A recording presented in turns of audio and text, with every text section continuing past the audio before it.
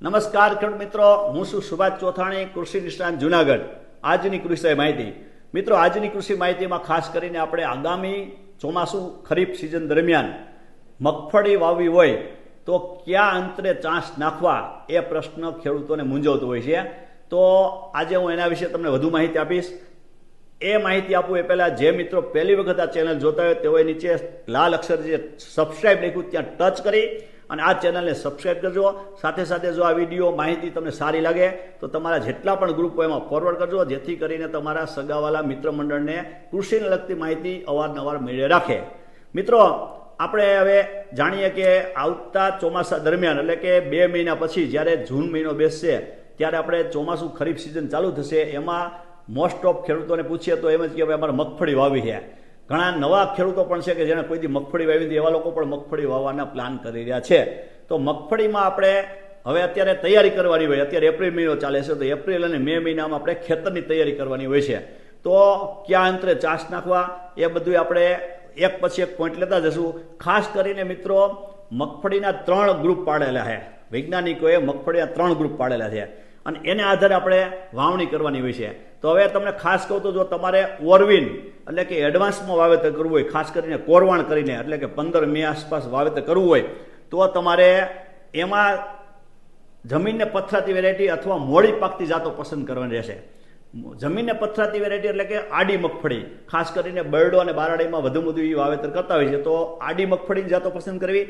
એની સામે તમારે જો વધુ વરસાદ અથવા મોડી પાકતી વેરાયટી બીજી 2 આવી વેરાયટી ઉભરી છે તો એ છે એ પણ તમે વાવી શકો. તો એના માટે અંતર કેટલું રાખવું એ તમને ખાસ કહું તો આડી મગફળી જો સિલેક્ટ કરવાનું થાય, ઓરવીન વાવી હોય તો એવા લોકોએ 24 થી માંડી અને 28 ઇંચને અંતરે ચાંસ નાખવાના રહેશે.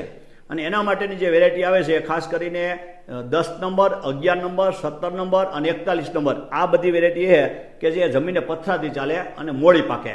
જો તમારે 32 નંબર અથવા અક્ષય 128 નંબર વાવવી હોય એ પણ મોડી જ પાકે, તો એ પણ તમારે ઓરવીન કોરવાણ કરીને વહેલી વાવી શકાય, એટલે છેલ્લે વરસાદ નડે નહીં એને.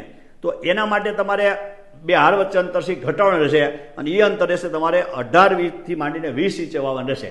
તો ખાસ કરીને જેને કોરવાણ કરવાનું છે, જેને એડવાન્સ વાવેતર કરવું છે, એવા લોકો માટે મેં તમને 2 અંતર કે ચાંસ નાખવાનું કીધું છે. એક તો જો આડી મગફળી વાવી હોય તો 24 થી માંડીને 28-30 સુધી તમે ચાંસ નાખી શકશો. અને જો ઉભળી વાવી હોય, ઉભળીમાં 2 વેરાયટી ગિરનાર 4 અને અક્ષય 128, આ 2 વેરાયટી જે મોડી પાકતી જાતો છે એ તમારે સાંકડે પાટલે એના કરતાં એટલે કે 18 થી માંડી અને 20 ઇંચની અંતરે વાવેતર કરવાનું રહેશે. પહેલો વિભાગ આપણે પૂરો કર્યો. હવે મિત્રો, બીજો વિભાગ આવે છે એ છે વાવણી સમય, એટલે કે 15 જૂન આસપાસ સમયસર વાવણી થાય અને જો તમારે વેરાયટી વાવવી હોય તો કેટલા અંતરે ચાંસ નાખવા એની વાત કરું. તો એના માટે હું તમને કહી દઉં કે તમારે એમાં જે ટાઈમસર સમયસર વાવણી થાય એમાં વેરાયટી આપણે 20 આવે, 22 આવે, 23 આવે, આ આવે અર્ધ વેલેડી ગ્રુપની વેરાયટી આવે. સાથે સાથે જે વેરાયટી આવે છે એ એક 39 નંબર અને 40 નંબર, આ 2 વેરાયટી નવી આવવાની છે. તો એ વેરાયટી પણ તમે સમયસર વાવણી માટે વાવી શકો. સમયસર વાવણી એટલે 115 થી માંડીને 120 દિવસે પાકે, એને આપણે સમયસર વાવણીમાં સમયસર પાકમાં ગઈ તો છેલ્લે વરસાદ પણ ન નડે. તો આ વેરાયટીઓ તમારે વાવવી હોય તો એના માટે તમારે અંતર છે 2 હાર વચ્ચે, એટલે કે કેટલા અંતરે ચાંસ નાખવા એની વાત કરું તો 18 થી માંડી અને 24 ઇંચે તમારે અંતર ચાં નાખવાનું રહેશે. એટલે કે માનો કે 20 નંબર કે 22 નંબર કે 23 નંબર અર્ધ વેલેડી ગ્રુપની મગફળી વાવી હોય તો 18 ઇંચ, 20 ઇંચ, 22 કે 24 એ અંતરે તમે ચાંસ નાખી દો અને વરસાદ થાય એટલે વાવી દો, એટલે આપણું કામ પૂરું. તો આ બીજો વિભાગ થયો. હવે ત્રીજો વિભાગ કેવો આવે છે? એ આવે મગફળી કેવી કે હાવ બિનપિયતમાં વાવવાની હોય, વાવણી મોડી થાય તો વાવવાની હોય એવી જે જાતો છે. ખાસ કરીને 1 જુલાઈ આસપાસ વાવી હોય અથવા તો મોડી વાવવી હોય તો એવી વેરાયટીઓમાં તમને વાત કરું તો એક આવે છે 39 નંબર આવે, પછી એક આવે અક્ષય 77 નંબર આવે, પછી G2, G5, 37 નંબર, જે પાછળથી ઉગી જાય બધી માંડવી, વધુ વરસાદને લીધે છેલ્લે વરસાદ નડતા હોય એવી વેરાયટી તમારે જુલાઈ મહિનામાં વાવવાની હોય. આ બધી વેરાયટી તમારે ક્યારા બાંધીને વાવવાની, એટલે કે એક ક્યારામાં 5 ચાંસ નાખી દેવાના. અને ચાંસનું અંતર પણ તમને કહી દો તો 12 થી માંડી અને 14 થી માંડીને 18 ઇંચ ટૂંકમાં રાખવાનું, 2 હાર વચ્ચે અંતર. એટલે એ રીતે પારા નાખી દેવાના. અને અથવા તો તમારે પારા ન કરવા હોય, ક્યારા ન બાંધવા હોય તો તમારે 14 થી માંડી અને 18 ઇંચને અંતરે ચાંસ નાખી દેવાના. અને જ્યારે પણ વાવણી થાય બીજી વાવણી ત્યારે તમે વાવી શકો. અને એમાં મેં તમને ખાસ કીધું વેરાયટી આ જે અક્ષય 77 નંબર છે, 39 નંબર છે, 37 નંબર TG 37 ગી છે, GG 5, 24 નંબર ક્રાંતિ, આ બધી વેરાયટી તમે પસંદ કરી શકો.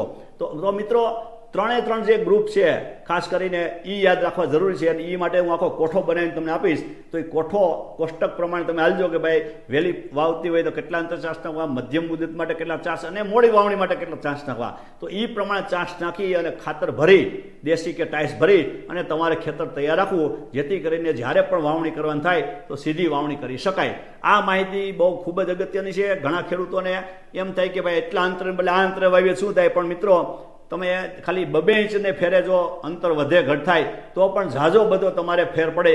એ 10 વીઘા જમીન હોય અને ખાલી 2 ઇંચને અંતરે હાઈર વધી જતી હોય તો પણ તમારે ઘણો બધો ઉત્પાદનમાં ફરક પડતો હોય છે. એટલે કે એકમ દીઠ છોડની સંખ્યા અંતરને આધારે જળવાતી હોય છે. તો મિત્રો આ જે અંતર અને આ વેરાયટી છે એ ખાસ ધ્યાન રાખજો અને આખું કોષ્ટક બનાવી દે એ પ્રમાણે તમે કરજો, જેથી કરીને તમારે વધુમાં વધુ ઉત્પાદન આવી શકે.